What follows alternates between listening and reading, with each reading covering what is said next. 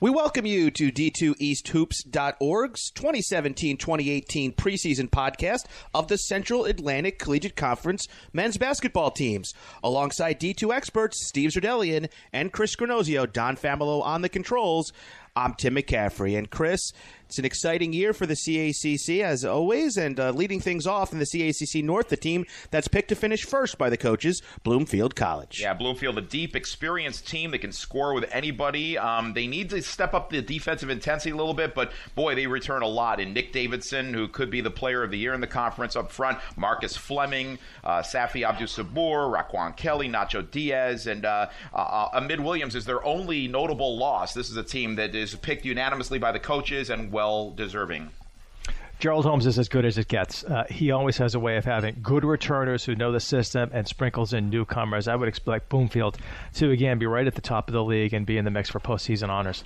Well, the old saying goes, big men win games, guards win championship, and it was two freshman guards last year that carried Caldwell to a 17-12 record. Mark Carino, in his 30th season, returned some excellent ball handlers. Yes, they do. Derek Dorn, Zay Jennings, Vaughn Covington, Ahmad Harrison. I mean, the list goes on and on. This is a team that was young, got a lot of experience. They had some success, and this year I think their sights are very high. They're going to try to challenge Bloomfield for that first place in the North Division. They only lose Austin Woods, a deep, experienced team, and they should be a contender. In the North, Dominican almost made a run to the NCAA tournament last year under Joe Clinton's 27th season. This season, where do they fit into the CACC North, Chris? Well, it's kind of hard to tell because they lost Jarrell Irvin, who left a year of eligibility on the table. Also, Christopher Hargraves departs. But they do have some players coming back that are young and pretty good. Daniel Grant, Travis Cook, Daraja Rodwell, Sayon Charles is a guy that I've always liked. I think this could be a team that could be on the rise, but they do have to fill that big hole in the center position. The common thread between these top three teams in the CACC North, I don't think it's a coincidence, is the coaches have been there for a long time.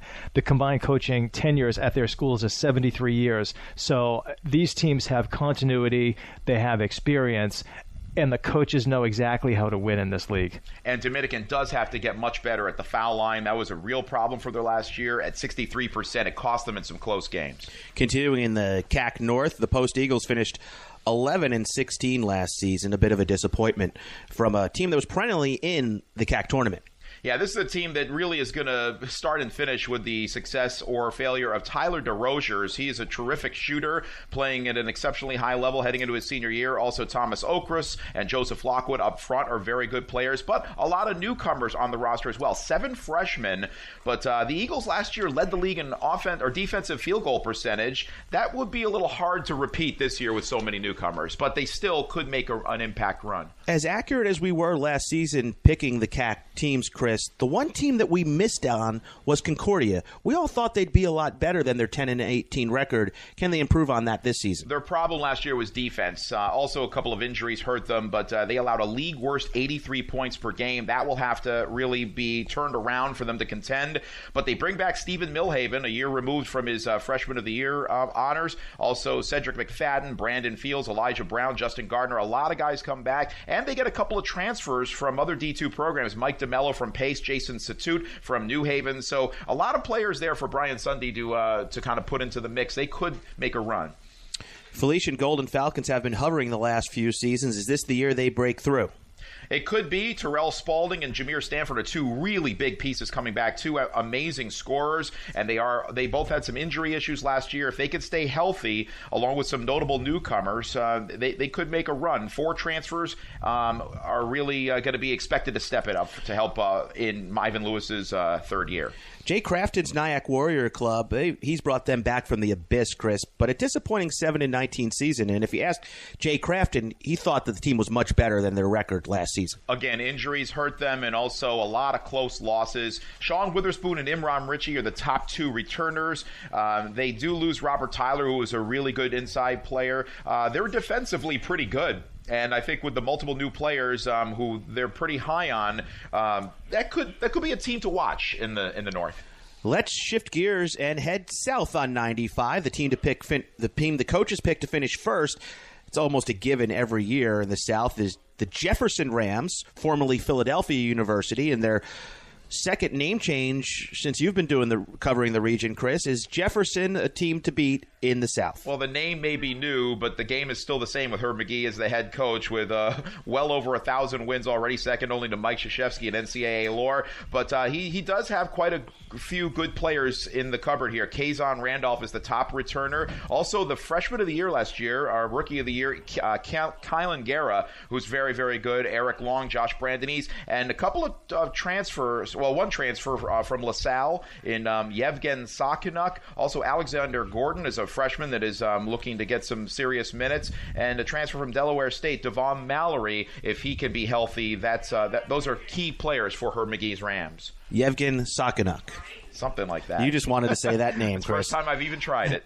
TJ Dekmar's second season, for him, a very successful first season, a 20-win campaign for the Lightning. And can they strike to the NCAA tournament, Chris? Well, it's kind of hard to say because most of the team that he had last year, TJ Dekmar, in his first year after being an assistant there under Chuck Hammond, are all gone. I mean, a lot of seniors last year. Amongst those, Ryan Williams, Elijah Tillman, Shaquem Wilson, Paris Ridgway Higgs, they're all gone. Dante Thompson and Corey Tate are two good players, good pieces coming back, but a lot of transfers coming into this program, so a lot to be determined. Who knows what they're going to bring to the table? Yeah, it's very interesting that a team that has such a roster overhaul is picked second in the region. I think that speaks to the coaching ability of Dekmar and the fact that Goldie Beacom is now a team that is seen as one that can continually refurbish their roster and stay among the better teams in the division.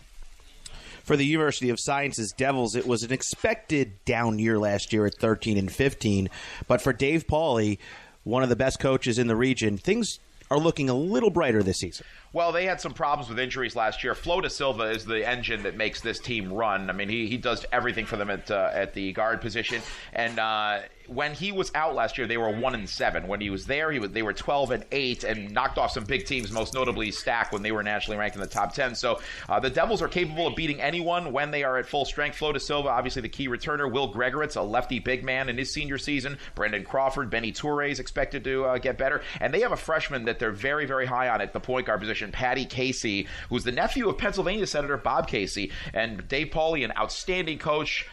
Teams have to adapt to his style, and nobody is better at getting the maximum out of his talent. Yeah, among the teams that are in the tier that's chasing Jefferson University, I like Sciences. I mean, they just do things the right way. Pauly does a nice job with the program, and Da Silva is a very talented player. He alone can help vault them into that second spot. Very quietly, Dan Burke has built Wilmington into a contender. Last season, the coach of the year, Burke, a 19-10 record in his fourth season, but they lost a lot. Yeah, and even more than graduation, they also lost Omari Dill Pettiford, who's a really good guard. He's going to have to redshirt this year due to an injury. Tyre Ponzo Meek, the player of the year, is gone. Drew Johnson II, Tajay Allman, Brian Atkins. They do bring back Nick Richards and Paul Medlin, who comes back, who he sat out last year with an injury. But they have to rely on a lot of newcomers, just like it's a familiar refrain with a lot of these teams. Richards is an all-conference player, but losing Dill Pettiford means other guys and the supporting cast have to step it up. We'll see what happens with the Wildcats. R.C. Kehoe has the ability to turn an 11-17 record of last season around quickly. The seventh-year mentor of the Tigers of Holy Family. Where do they fit in, Chris? Again, another team that has to kind of remake itself as Randy Bell is gone. He left at the end of last season. He was leading the league in scoring, number 2 in scoring in the league. Dylan Hudson-Emery has transferred out. So, again, the most dynamic offensive players are gone prematurely, but R.C. Kehoe has a knack of recruiting players that fit his system. They play a lot of 2-3 zone, exclusively 2-3 zone, and they shoot a lot of threes. So we'll see if he has guys that will fit that system and make them successful. Yeah, the two things they have to improve upon, though, shooting those threes. They were under 30% last year despite a high volume. And they were the worst rebounding team in the CACC last season. Whoever is in uniform, those two stats have to improve for them to take a step up.